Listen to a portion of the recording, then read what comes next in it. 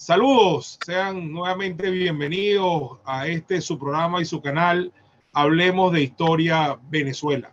El día de hoy contaremos nuevamente con la presencia de un buen amigo, un conocido historiador, profesional de la historia, nuestro amigo Pedro Benítez, quien nos acompaña nuevamente en esta serie y esta vez para hablar de un tema que no hemos tocado directamente en la serie.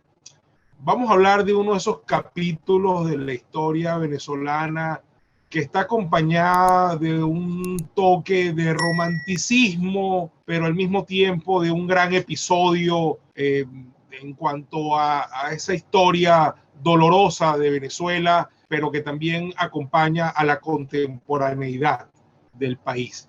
Se trata de un episodio insólito, inédito, en el cual una embarcación atraviesa prácticamente todo el océano Atlántico, se viene desde Europa hasta las costas del oriente venezolano para intentar derrocar a la dictadura de Juan Vicente Gómez. Al mando viene el general Román Delgado Chalbó, quien había estado 14 años preso y viene a derrocar a su compadre, de quien había sido aliado y súbdito durante muchísimos años, tras unos episodios realmente dramáticos que signaron la vida de ambos personajes. Para eso, bueno, vamos a conversar con nuestro amigo Pedro Benítez, a quien le damos la bienvenida para hablar de este fantástico y maravilloso episodio conocido siempre como el famoso capítulo de El Falque. Bienvenido, Pedro. Cipriano, gracias nuevamente por la oportunidad de estar contigo en tu espacio, que cada día agarra más fuerza, más dinamismo y vigor, más audiencia bueno. También, por lo que veo. Bien, muchas gracias, Pedro. Pero vamos a poner esto en contexto, como me gusta a mí siempre hacer para introducir las conversaciones, ¿no? Gómez traiciona a Castro en 1908. Por cierto, Román Delgado había sido un gran colaborador de Cipriano Castro, había sido una pieza fundamental en la Guerra Libertadora, dirigió la Marina en esa época y tuvo un rol fundamental en esa guerra. Ya hablaremos de eso en el medio de la conversación. Después es un gran aliado de Gómez, es su compadre, sin embargo se pelean, tú narrarás en qué circunstancias se distancian. Gómez le anuncia, incluso tú lo narras muy bien en un artículo que escribiste recientemente para el Navío, que lo va a meter preso, se lo dice, lo hace, dura 14 años, como ya dije en tu presentación, preso, y bueno, finalmente se da un alzamiento en el año 29. Por cierto, un alzamiento que no fue aislado. Mi padre escribió un libro, tal vez tú lo has consultado, que se llama El año 29. Sí, donde narra que ahí es un gran año para la revolución antigomecista, en el sentido que se dio lugar a un gran número de alzamientos. Lamentablemente no se pudieron orquestar, no se pudieron orquestar, porque si se hubieran orquestado, lo cual intentó hacer Román Delgado Chalbó desde Europa a través de González Gorrondona, probablemente otro hubiera sido el destino de esos alzamientos. Pero no fue así. Entonces cada uno se dio por su cuenta, se alzó Gabaldón en Guanare, se alzó Emilia Arévalo por su vía tradicional del Arauca, hubo un alzamiento en la zona de Caracas y Miranda, invadió nuevamente Rafael Simón Urbina por su ruta tradicional también de Falcón, y al final no se derrocó a Juan Vicente Gómez. Pero el Falque ha quedado siempre como el gran alzamiento de ese año por las dimensiones del mismo, un barco que viene de Polonia pasa a Francia, de Francia viene, entonces atraviesa el Atlántico. Además, el personaje que venía era un personaje particularmente llamativo, Román Delgado Chalbó, padre de alguien que después terminaría siendo presidente de la Junta Militar que gobernaría Venezuela por 3 años. Entonces, todo esto le da al Falque una connotación distinta, ¿no? Ahora, yo diría tal vez, Pedro, y en virtud también de tu artículo, que empecemos por narrar o por contarle a nuestros amigos esa relación entre Román Delgado y Gómez, que arranca por la relación entre Román Delgado y Castro, porque ahí es donde arranca todo este asunto. Adelante, Pedro. Gracias, Cipriano. Bueno, yo arrancaría diciendo que esto puede parecernos hoy en día poco importante, pero en aquella época sí lo era, que Román Delgado Chalbó no era tachirense. Esto no, a los venezolanos nos puede parecer curioso, pero el régimen que montó Castro, que montaron Castro y Gómez, era un régimen fundamentalmente tachirense. Es decir, entre el año 1899, que ellos llegan a Caracas, octubre de 1899, hasta octubre del 45, o sea, 46 años después, todos los presidentes de Venezuela son nacidos del Táchira, era una especie de regla no escrita. La mayor parte de los oficiales del ejército, la mayoría de los presidentes de Estado, como en aquella época se llamaban los gobernadores, los secretarios de Estado, los telegrafistas, o sea, era un régimen andino, fundamentalmente, ¿no? Pero principalmente compuesto por gente que venía del Táchira. Román había nacido en Mérida, por lo tanto no era tachirense, pero tenía con ellos una vinculación andina. Y además de eso, hay otro aspecto que se suele, creo yo, Cipriano, subestimar mucho, tomar poco en cuenta cuando se habla del fin de las guerras civiles en Venezuela, que se le atribuye al régimen de Gómez. Bueno, eso es una verdad a medias. En realidad, el fin de las guerras civiles en Venezuela ocurre con la Revolución Libertadora, que va de 1901 a 1903, en el que el presidente Cipriano Castro, el jefe de la expedicionario que pelea la última gran batalla de esa guerra, que es la batalla de Ciudad Bolívar, es el general Juan Vicente Gómez. Eso es en julio de 1903, y eso es lo que pone fin a las guerras civiles en Venezuela. Vemos que cuando Gómez llega al poder 5 años después, ya esa etapa de las guerras civiles ha sido cerrada. Van a haber muchos alzamientos como este que acabas de narrar, de describir, contra Gómez, pero nunca las guerras civiles que vivimos en el siglo XIX. O sea, ese año se enterró la Venezuela del siglo XIX. Y en esa guerra civil, en esa batalla en particular, Román Delgado Chalbaud cumplió un papel fundamental, porque él era el jefe de la flota y él fue un colaborador muy importante de Gómez en esa batalla de julio de 1903. Por supuesto, durante el régimen de Gómez, y verás que esto se ha repetido varias veces, tanto en la historia mundial como en la historia nacional, la versión del gomecismo ensalzó la batalla de Ciudad Bolívar, pero puso un margen, escondió la figura de Román Delgado, porque claro, Román Delgado pasó a ser uno de los caídos en desgracia del gomecismo, estuvo preso durante 14 años y después conspiró desde el exterior. Pero realmente el papel de Delgado y su relación con Gómez viene por ahí. Luego tenemos una etapa que va del año 3 al año 8, que es una etapa complicada en la vida política venezolana, de tensiones internacionales, de una vida personal de Castro complicada, donde él se rodea de un círculo valenciano que conspira contra Gómez. Gómez era su vicepresidente para tratar de apartarlo. Gómez, con mucha astucia, logra sobrevivir a esta situación, haciéndose el estúpido, como dicen Juan Usler Pietri, que es el autor que yo cito para el texto que tú tan amablemente le comentas a tu audiencia.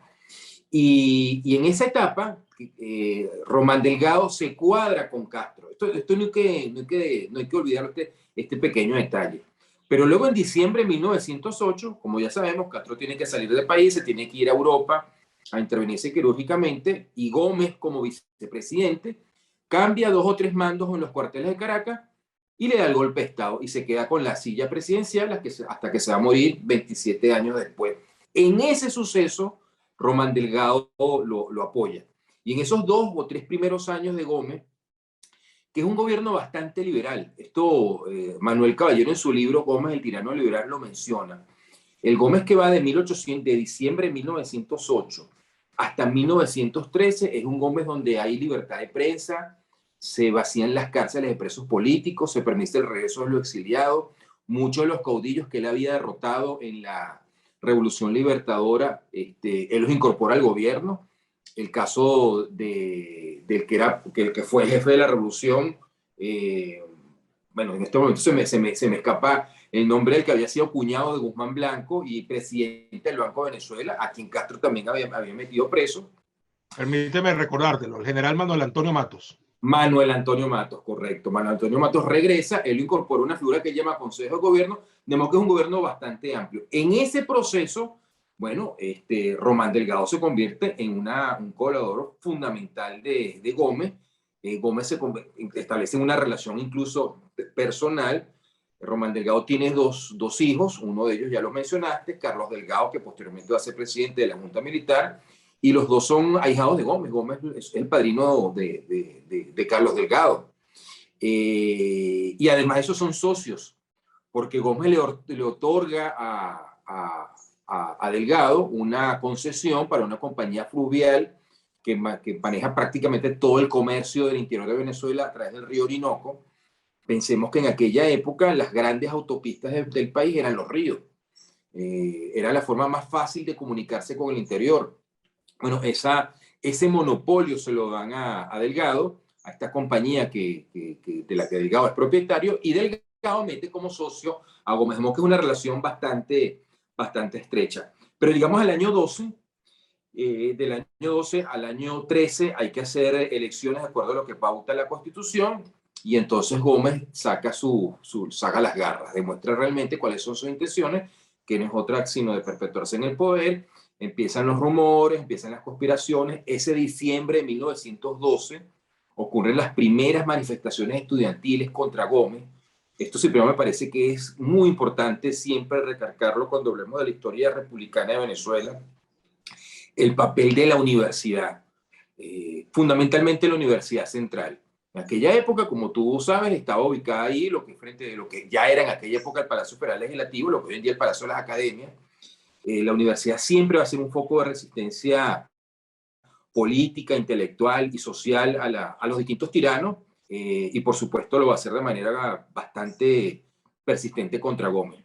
Ocurren los primeros presos políticos, las primeras maniobras para que Gómez se perpetúe en el poder, y entonces empiezan los rumores de desplazar a Gómez, y mucha gente empieza a ver a Román Delgado como un sucesor, un posible sucesor de Gómez. En esa circunstancia es cuando ocurre una narración que Juan Uslar Pietri, hermano de Arturo Uslar, en su libro, un texto pequeño pero maravilloso, Historia Política de Venezuela, en ese texto él narra la conversación que yo transcribo en mi artículo, Cipriano, donde, bueno, Gómez invita a Román Delgado al despacho presidencial, a que Delgado le lleve cuenta, y entonces conversando con él le dice: compadre, ¿qué haría usted si usted sabe que un amigo suyo está conspirando contra usted? Y dice que Román Delgado, de manera muy tranquila, muy calmada, le dice: bueno, compadre, yo lo metería preso, le pongo unos grillos, mando para el castillo, hablando del Castillo Libertador. Y Gómez tranquilamente le dice: bueno, compadre, eso es lo que voy a hacer con usted. Y le clavó 14 años. Continúa, hay una versión que da Karina Castillo, que ya va a ser una biografía muy interesante de Carlos Delgado, del hijo, en la que la esposa, que era una dama de Caracas, bien ubicada socialmente, bueno, va a hablar con Gómez, va a la casa de Gómez a hablar con Gómez, a pedir por su esposo. Y le dice: bueno, compadre, yo no me voy de aquí hasta que usted no me entregue a Román. Y Gómez muy tranquilamente le dice a su mujer: bueno, prepárele aquí una habitación a la comadre que se queda a vivir con nosotros. Porque si yo suelto a Román, él va a salir a conspirar y yo lo voy a tener que matar. Y yo prefiero que esté preso a tener que matarlo. Bueno, la cuestión es que ella y los dos muchachos finalmente se tienen que ir a París, donde va a crecer Carlos Delgado, va a hacer su formación educativa allá, donde va a estudiar ingeniería. La familia va a quedar arruinada económicamente. Bueno, la historia de los perseguidos políticos en Venezuela. Y bueno, luego de 14 años ocurren los sucesos del año 28, y entonces Gómez, tal vez calculando que había que flexibilizar un poco la situación, libera un grupo de presos políticos, entre los cuales sale Román Delgado, y bueno, va a ocurrir exactamente lo que 14 años antes el astuto Gómez había predicho que iba a ocurrir. Delgado se fue a París a conspirar. Mira, Pedro, qué interesante, ¿no? Ahora, fíjate, antes que nos metamos en el Falque como tal, en la expedición del Falque y en todo lo que es la conspiración del año 29, que es interesantísimo, insisto, mi padre lo trata en el libro como el gran año del movimiento guerrillero antigomecista, y de hecho creo que lo fue, el 29 y el 31, porque los sucesos del 28 son distintos, son absolutamente distintos a lo que hubiera sido cualquiera de los movimientos antigomecistas de la época, porque el movimiento del 28 claramente no es un movimiento guerrillero, es un movimiento de unos muchachos ahí medio utópicos, medio medio lírico, es un movimiento casi que inocente, ¿no? Más poético y literario que político en realidad, ¿no? Lo podemos incluso medio discutir ahora, ¿no? Por supuesto tenía trascendencia política y la tuvo, pero no fue concebido como tal. Ahora, mira, a mí me parece interesante y además para provecho de nuestra audiencia, terminar de poner en contexto este personaje, ¿no? Este personaje de Román Delgado que siempre estuvo, hasta el momento en que cayó en desgracia con Gómez, siempre estuvo aliado con el poder, ¿no? Sí. Y fíjate tú que en algún momento, no me acuerdo en dónde lo leí, que su alianza con el poder ni siquiera empieza con Castro. Su alianza con el poder viene de atrás. Él incluso en algún momento, si mal no me acuerdo, Pedro, tú me corregirás, él incluso era aliado de Andrade. Él era aliado de Andrade y él estuvo esperando la orden de detener a Castro cuando Castro venía en la revolución de los 60, llamada así la restauradora, en el año 99. Él creyó que a él lo iban a comisionar para detener a Castro cuando venía avanzando en el rumbo de los Andes hacia los llanos, porque él tenía una fuerza superior a su orden y él era aliado de Andrade y él pensó que él era el quien iba a ponerle freno al avance de Castro. Y la orden nunca le llegó. O sea, que fue aliado de Andrade, fue aliado de Castro, como ya lo sabemos, jugó un rol importantísimo en la Libertadora, ya tú lo acabas de narrar, para que la gente entienda la importancia que tenía ser el jefe de la flota en la Libertadora. Es el hombre que transporta todo el ejército del gobierno desde La Guaira hasta las costas del estado Sucre para bajar hacia el estado Bolívar, que era donde se había reducido la revolución bajo el mando del general Nicolás Rolando, que fue el único caudillo que quedó, el caudillo oriental que quedó en pie de los revolucionarios, porque ya Manuel Antonio Matos había prácticamente tirado la toalla, y se da la famosa batalla de Ciudad Bolívar, donde Gómez viene con la infantería y la caballería, y Román Delgado viene por el Orinoco. Y entonces el sitio Ciudad Bolívar se da, la vía terrestre la ejecuta Gómez y la vía marítima la ejecuta Román Delgado, lo cual hace prácticamente que Ciudad Bolívar quede absolutamente rodeada y cae en 3 días, como tú lo acabas de describir. Por cierto, debo decir que mi abuelo peleó en esa batalla, pero del lado de los revolucionarios. Gracias a Dios sobrevivió, huyó a Trinidad, vino con la amnistía que dio Castro el año 4 y estuvo preso hasta que Gómez lo indultó en el año 8, después que tomó el poder, en base a lo que tú acabas diciendo, que estaba diciendo que soltó esos políticos, etcétera, ¿no? Y Román Delgado se alía con Gómez después de la traición a Castro. Es decir, fue un hombre, y con esto cierro, pero me parece que el comentario era interesante, tú lo dices en tu artículo, un hombre totalmente vinculado al poder siempre, hasta que cae en desgracia en ese año que tú mencionaste. Pero me parece importante decir que su alianza con el poder ni siquiera empieza con Castro. Él venía desde Andrade, vinculado al poder, y siempre tuvo como brincar hasta que cayó en desgracia con Gómez. Adelante, Pedro. Entonces estamos en el año 28-29 cuando empieza la conspiración. Sí, bueno, el año 29 es un año muy particular. Hay que decir que a lo largo, hasta el año 31, siempre hubo intentos de desplazar a Gómez por la vía armada. O sea, que era la forma normal de hacer política en Venezuela desde la independencia, ¿no? Tú armabas lo que había hecho Bolívar, pues, más de una vez, cuando entró por Nueva Granada, después la expedición de los Cayos, armar un grupo e invadir el país. Bueno, eso lo habían hecho Páez, lo habían hecho los Monagas, lo habían hecho Mariscal Falcón y Juan Blanco, lo habían hecho Castro y Gómez, todo el mundo se planteaba, era la forma de intentar tomar el poder. Lo que ocurre es que en el año 29 hay una gran oposición a Gómez, y esa oposición, pasa que es una oposición que está desarticulada. Entonces, ciertamente, ese año hay una invasión desde los llanos, de un viejo guerrillero venezolano que invadió 7 veces el país, de apellido Cedeño, de Arévalo Cedeño. Esta expedición del FAL, que se trató de coordinar con una invasión, con una expedición que entraron por Cumaná, con una expedición que venía por tierra. Eso es lo que se narra precisamente en la novela El Falk. Bueno, cuando llega la expedición por tierra a Cumaná, ya han derrotado a Román y el Falk, el barco como tal, el vapor se tiene que retirar. Además, es una expedición en la que prácticamente se involucra, yo diría que toda la oposición venezolana de aquel momento, porque muchos de estos estudiantes, Betancourt, Leoni, Otero Silva, tratan de unirse a la expedición. No lo logran hacer porque por problemas logísticos de última hora. el gran escritor venezolano José Rafael Pocaterra, autor de Memorias de un venezolano de la decadencia, estuvo en el barco y tomó una decisión que fue muy polémica, que cuando él ve que Román ha sido ya derrotado en tierra, decide botar toda la carga de armas que tenía, las municiones, y salir huyendo. Y en ese barco está Carlos Delgado y por eso no lo matan, hijo que acompañó a su papá en la expedición. Y es el mismo año de invasión de José Urbina, que es la famosa toma de Curazao, que toman Curazao y de ahí invaden Falcón, y hay un famoso telegrama, famoso en aquel momento, del presidente del Estado Falcón, que le escribe a Gómez a Maracay diciéndole, bueno, esta noche samuros coreanos comerán carne mexicana, porque la expedición había sido organizada desde México.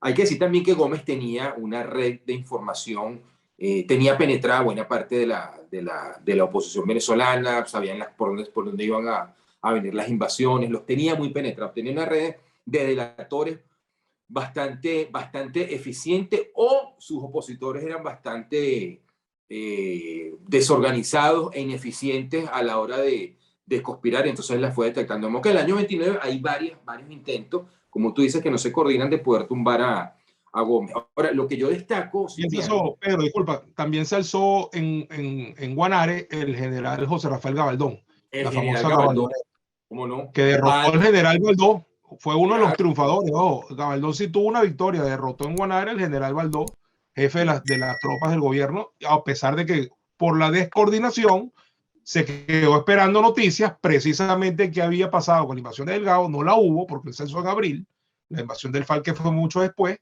se quedó descoordinado, solo, sin plan, y tuvo que salir huyendo por las montañas hasta que fue capturado. Adelante, Pedro. Otro personaje interesantísimo, el general El Gabaldón, que va a vivir muchísimo tiempo, incluso lo he visto hasta los años 60, y con varios de sus descendientes van a tener un papel muy importante luego en la historia de Venezuela por distintos motivos, pero eso ya sería material larguísimo para otro programa. Pero bueno, a lo que quería aterrizar de Cipriano, que por lo menos lo que yo rescato de la expedición del FARC, que siempre se le vio como una cuestión muy romántica, ¿no? Muy heroica. Román Delgado desembarca al frente de sus hombres en el puerto de Cumaná, va por la avenida principal, la avenida Guzmán Blanco, hacia la ciudad, y el presidente del Estado lo está esperando, el presidente Emilio Fernández, al frente de sus tropas. El presidente del Estado al frente de las tropas. Se encuentran en plena avenida, y como que esto fuese una película del viejo oeste, se caen a tiro. Y en el cruce de disparos, bueno, los dos caen muertos, fallecen. En el puente Guzmán Blanco, evidentemente, Román se había dado cuenta que su aventura no tenía ni un destino. Probablemente por eso decidió que su hijo Carlos Delgado no lo acompañara en el desembarco, sino que lo dejó precisamente en el FARC para preservar la vida, que estoy especulando, pero incluso un poco de eso en la novela se trata de recrear. Es posible. Carlos Delgado tenía apenas 20 años, tenía recién cumplido los 20 años al momento de la expedición del FARC. Bueno, la cuestión fracasa, y esto da pie a una serie de disputas entre la oposición venezolana. ¿No? Las derrotas son así, ¿no? ¿Quién es culpable? ¿No? Con el paso de los tiempos se le va a romantizar, pero en ese momento dio pie a todo tipo de disputas, de acusaciones, de peleas entre la oposición venezolana. Pero donde yo quiero aterrizar, Cipriano, que me parece una enseñanza muy útil, fue la impresión que sobre todo esto le dejó a Rómulo Betancourt, que también era un muchacho de 21 años en aquel momento, que había pasado por su cárcel gomecista. Lo habían liberado, luego lo trataron cuando se meten en el intento de golpe de abril del 29 en el cuartel San Carlos, en el que cae preso Jovito Villalba, pero Betancourt logró ir a Curazao. Él hace una reflexión porque cuando ellos salen del país, lo primero que ellos hacen es tratar de buscar a la oposición que está en el exilio.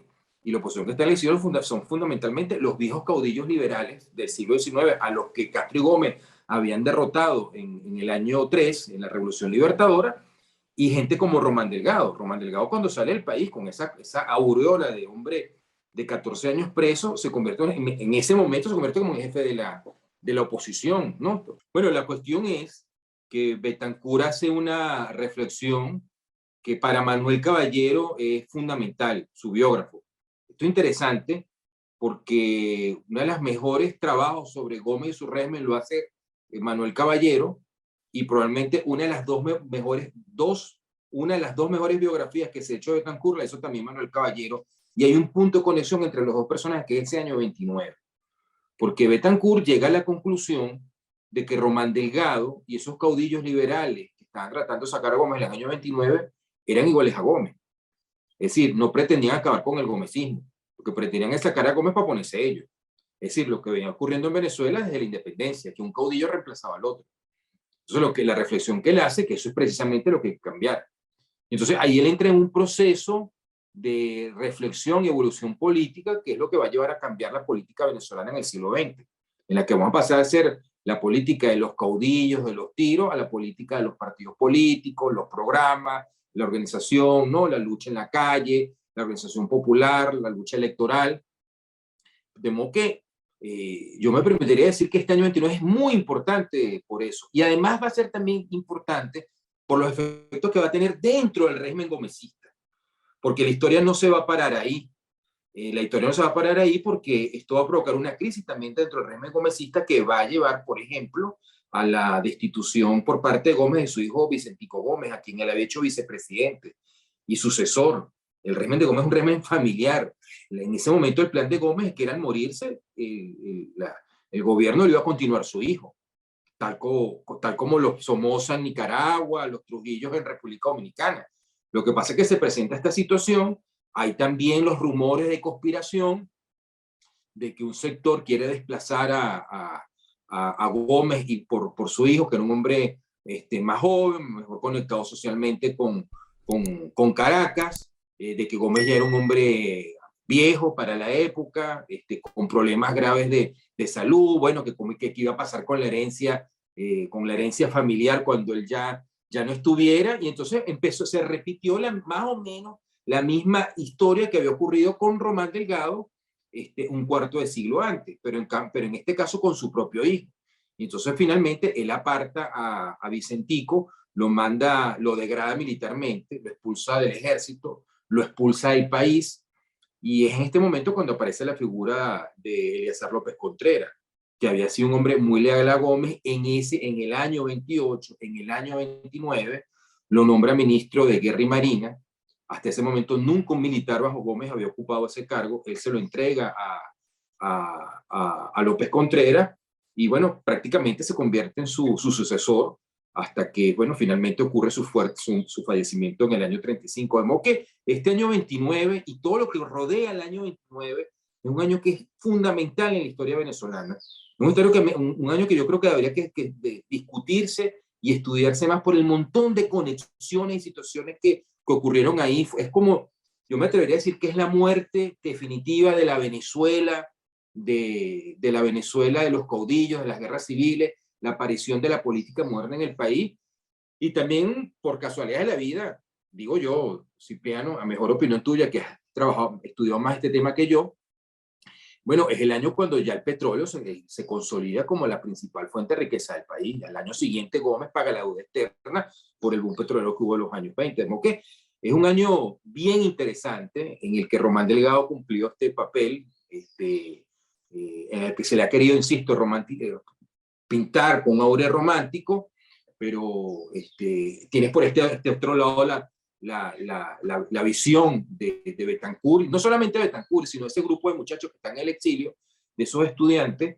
que vieron a Delgado, creo que yo, de manera correcta, como lo que realmente era, pues un tipo ambicioso de llegar al poder y lleno de venganza contra el tipo que le había arruinado la vida durante 14 años. Interesantísimo, Pedro, interesantísimo, y me parece importante, ya estando en la recta final de este programa, de este capítulo, el análisis del tema de cómo el pensamiento de Betancur, que viene de ser protagonista fundamental de los sucesos del 28, que trata de unirse a la expedición del Falke el 29, sin embargo, a raíz de lo que ocurre ese año, entra en una actitud mucho más reflexiva y crítica, y va a cambiar sustancialmente su su forma de actuar y de ver las cosas a partir de allí, y lo va a llevar a ser lo que fue, ¿no? Un líder político y no un líder guerrillero, que hubiera podido ser el camino que hubiera tomado, ¿no? Ahora bien, fíjate, varios elementos aquí para las precisiones históricas. Me llamó mucho la atención cuando citaste el famoso telegrama que le manda el presidente del Estado Falcón a Gómez, ¿no? Sí. Ese era el general León Jurado. León Jurado. Del Estado Falcón. Así es. Ahora, lo que no me acuerdo bien, pero ahora me generaste la confusión, es si el episodio de Curazao es el mismo episodio del capítulo de los mexicanos. Yo creo que son distintos, ahora estoy confundido, ¿no? Porque creo que el del 29 es el de Curazao, cuando Rafael Simón Urbina y una serie de personajes interesantísimos toman la isla y la llegan a tener bajo su poder, porque secuestran el fortín y se roban un barco, y con ese barco se vienen a Venezuela. Pero creo que ese no es el episodio que patrocinan los mexicanos, sino que creo que el episodio de los mexicanos es el 31. Creo, es cuestión de que lo revisemos. Pero en dado caso, ese telegrama es absolutamente cierto y le dice eso que tú dijiste, ¿no? Que mañana los samuros coreanos comerán carne mexicana. muy jocoso. ¿Eh?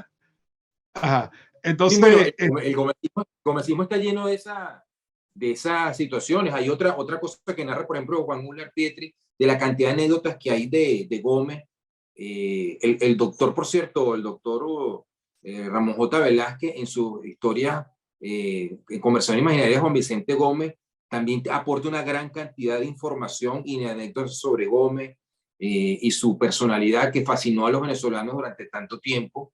Bueno, él narra cómo en la época que siendo Gómez, Castro presidente y Gómez vicepresidente, y están conspirando contra él, hay una camarilla conspirando contra él, pues la táctica de Gómez fue presentarse todas las mañanas en donde porque eran compadres además, donde su comadre, la primera dama de la República, doña Zoila, temprano en las mañanas, parece que ella, bueno, tenía una gran cantidad de gatos, ¿sabes? Lo típico, a él le comía a los gatos y se multiplican los gatos. Llegaba Gómez en la mañana y entonces decía en voz alta, para que los cortesanos que estaban esperando que Castro se levantara lo escucharan: comadre, le capo los gatos. Todas las mañanas, comadre, le capo los gatos, y él mismo capaba los gatos. Entonces, bueno, la imagen que él creó, que era un campesino bruto. Entonces decía, bueno, como este campesino bruto nosotros nos va a fregar, ¿no? Nos va a desplazar del poder. Bueno, es lo que dice, que la gran habilidad de Gómez fue durante toda esa etapa hacerse el estúpido hasta que estuvo en posición de darle el jaque mate a su compadre y desplazarlo definitivamente del poder. ¿Sí?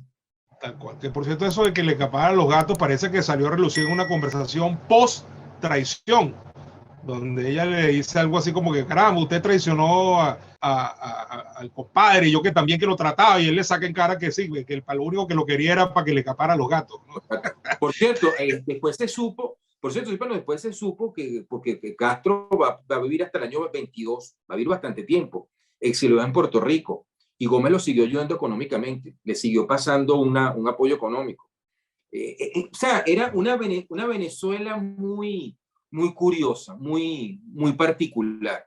Y bueno, de este proceso lo que yo quiero destacar es a dos personalidades que son las que van a dar el cambio al país. Uno es el general López Contreras, porque López Contreras va a heredar el régimen gomecista, y el que va a empezar a reformar al régimen y lo va a institucionalizar va a ser el propio López Contreras.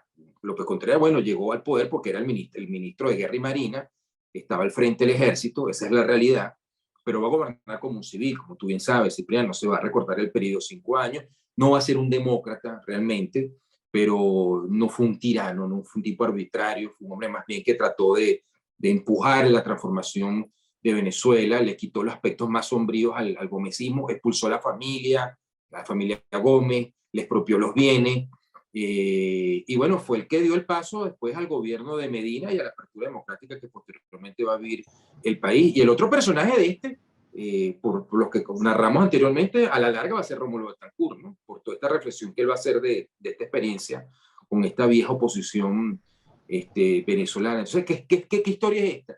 Bueno, esta es la historia, Cipriano, de un país que se está transformando rápidamente por la industria petrolera. Yo creo que hay que insistir en esto.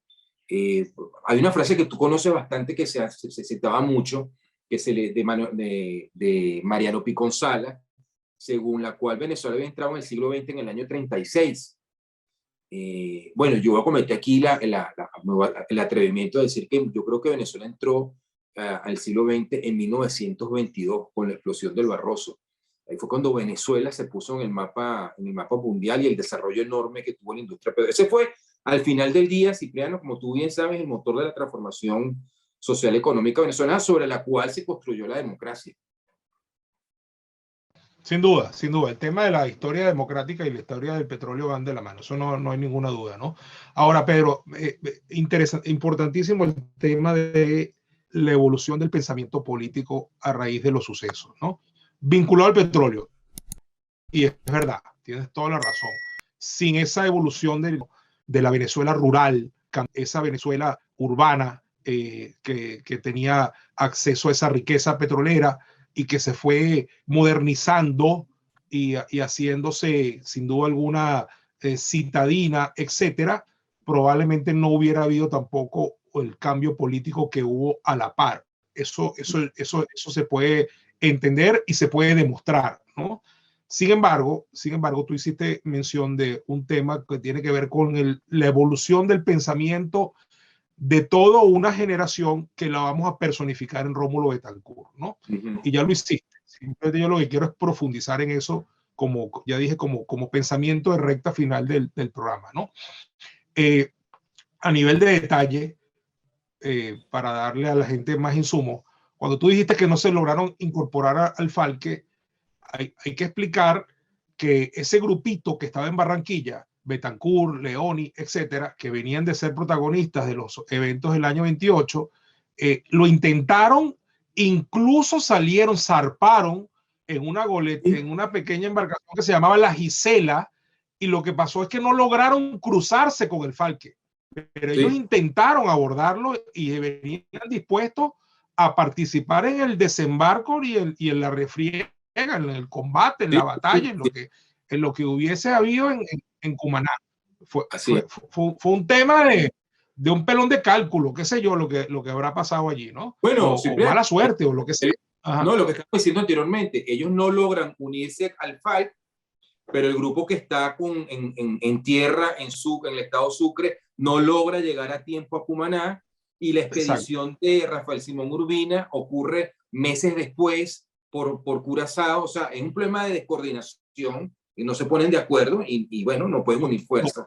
Total, y la de Gabaldón, como dije antes, había ocurrido demasiado tiempo. Es decir, al final todo el mundo se alzó cuando pudo y no cuando tenía que hacerlo. Pero bueno, en todo caso, el tema es que claro que lo intentaron, porque los muchachos del 28 eran unos neófitos políticos.